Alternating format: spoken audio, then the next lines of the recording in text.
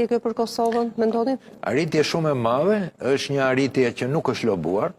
Fatkeqësisht duhet të themi që Shqipëria ka lobuar edhe është nga ato rastet kur politika e vendeve të vogla klienteliste përpiqen të blejnë influencë.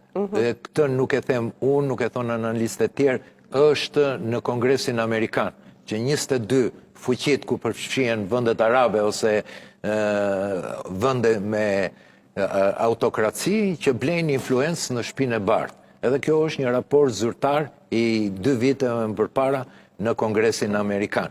Pra, Kosova e meriton.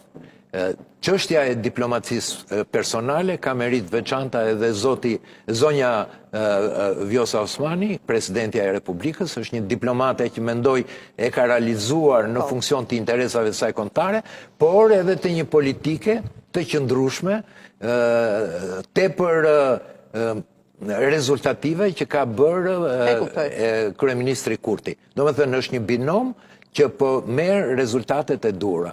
Është shumë e rëndësishme për arsye sepse në një farë mënyre afrohet me Shtetet Bashkuara të Amerikës, largon tendencën e deritanishme për të bërë një Grand Burgon, kur i thonë një pazar i madh për interesat ruse dhe slave në Ballkan, është një zgjedhje, po një zgjedhje që